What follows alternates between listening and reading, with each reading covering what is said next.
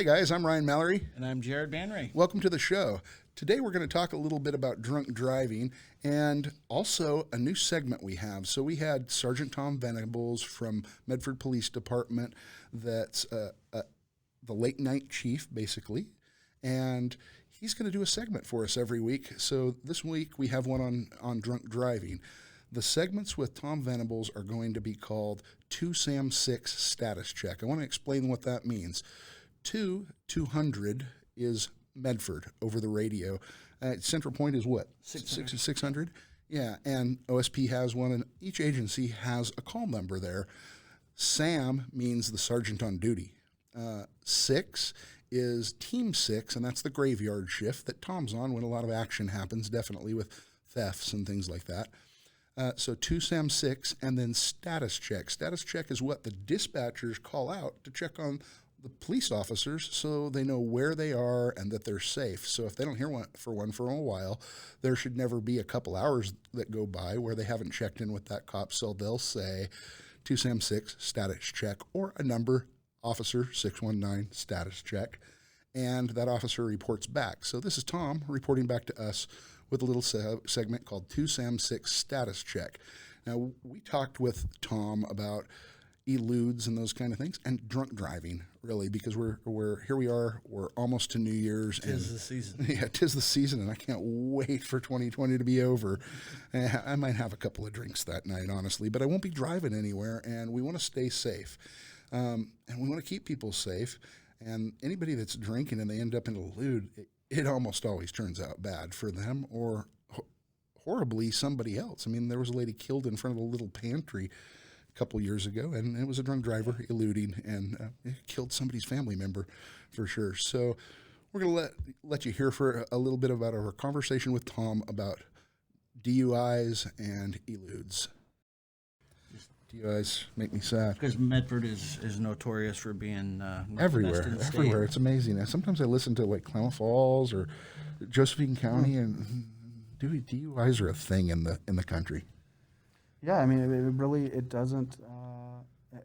Everybody. I shouldn't say everybody. A lot of people in our society drink alcohol. Yeah. Right. Everybody has alcohol with their dinner. Some people have more of a problem with it than others. Yeah. And then they make poor decisions. So, and that's really that goes across all of our society, from our legislators to our, through the business community, through, it's not just a criminal element. No, so, not at all. That's why it's so prevalent in the United States. We don't actually report or show mugshots or anything of DUI because there's just too many of them. I could start a DUI channel. Yeah, DUIs. Stopping a DUI is one of the most important functions a patrol officer can do. It's really, you're preventing a homicide by doing that.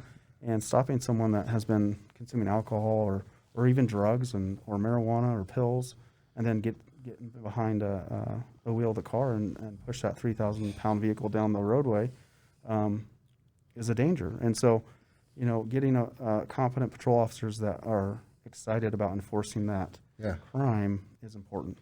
And they don't realize when they're drunk driving that, you're the bad guy. You have to bust them for that, is the way they think about it. Yeah. But they could kill themselves. They could leave their kids fatherless or motherless, or kill somebody else and have that on their conscience for the rest of their lives. That would eat me up. And I'm going to be honest here. When I was a teenager, that was a common thing. Me, buddies, everybody I went to school with, pretty much, they drunk drove all the time, and it was a horrible thing. Something that played on my conscience for a long time after that. When I had kids, now I'm so old, man. A beer makes me feel hungover the next day.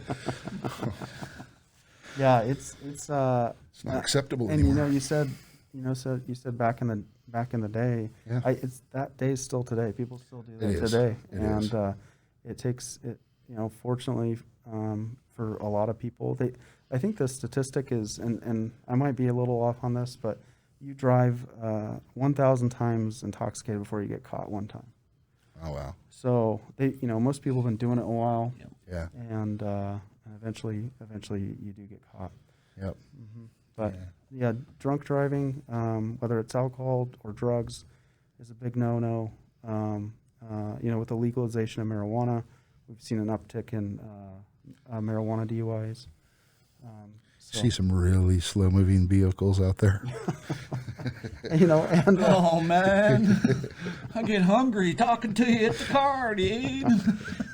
so we've had to overcome and adapt on that as well. Yeah. I mean, we've had to, we have what are called drug recognition experts or evaluators, and they, after the patrol officer stops the person intoxicated on drugs, they come in behind the patrol officer at the jail or at the detox center where they're getting processed and doing a separate evaluation.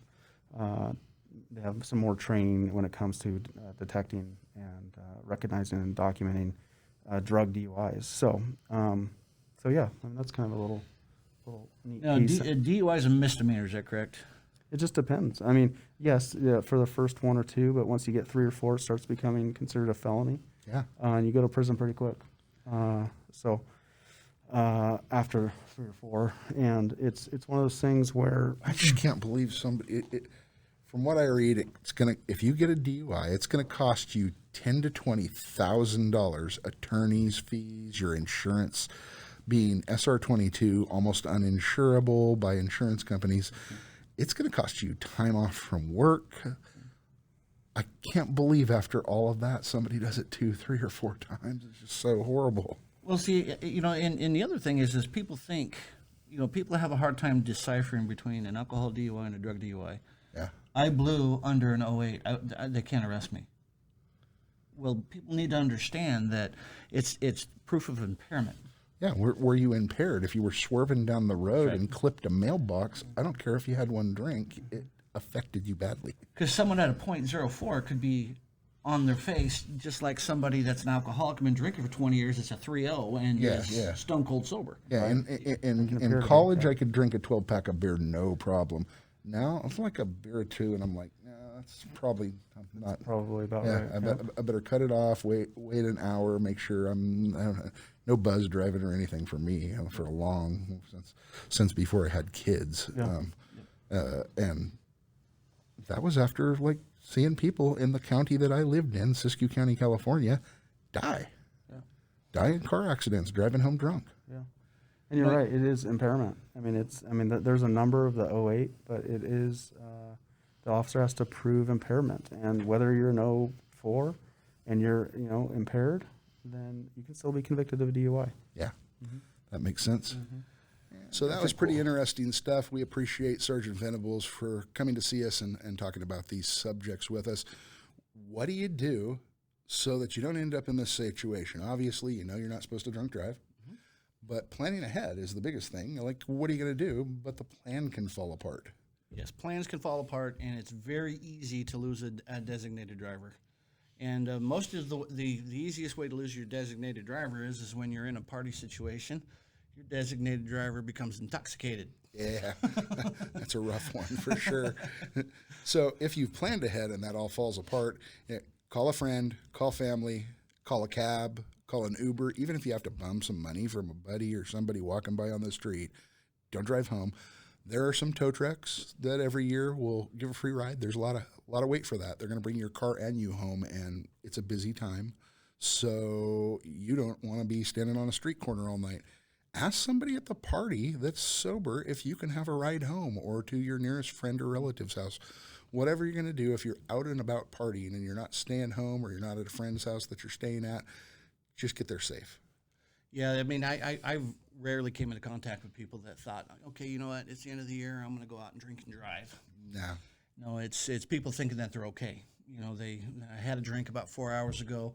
And there's a lot of wives' tales on, if I have a cup of coffee, if X amount of time has elapsed from my last drink, I'm safe. And many people have fallen to the DUI arrest off those urban legends. We used to say if your teeth are tingly or your lips are a little numb or your ears are feeling warm, you got a buzz. You straight up got a buzz. Yep, and it's just not worth it, especially with as bad a year as 2020's been.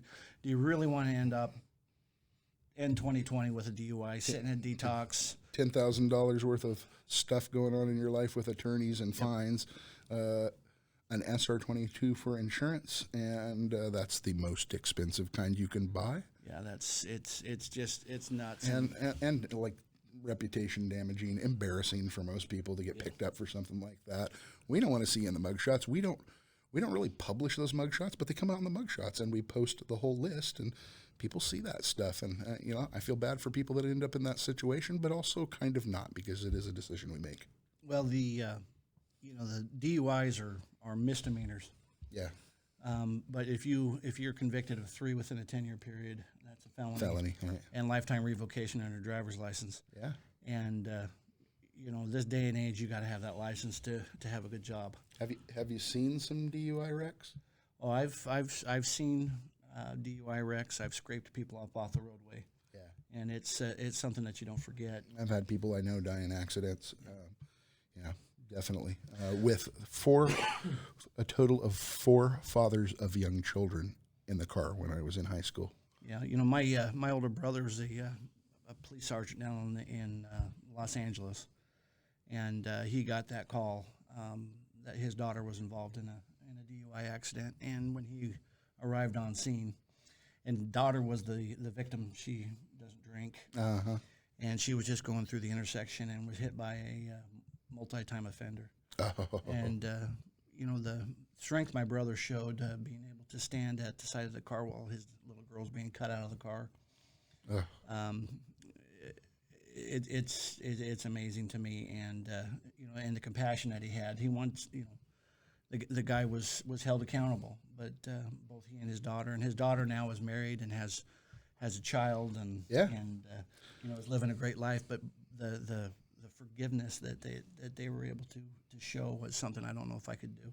A good friend of mine, Bill Froelich, his wife was a trauma nurse in Salt Lake City, and she was driving home from a graveyard shift, and a drunk driver hit her, and she had to relearn how to do things. Yeah. That kind of brain trauma, and Sharon is amazing, back to where she was before. Yeah. And I know they talk about it, so I think he's okay with it, and she's okay with it, especially if in the context of if you drunk drive, you're going to hurt somebody at some point. Thanks for tuning in to the Scanner Group Crowdsourced Crime and Safety Podcast with Ryan Mallory and Jared Banry from ThiefHunter Labs. Make sure to subscribe today for notifications about the next show. Visit us at www.thiefhunterlabs.com or on Facebook as Thief Hunter Labs in the search bar.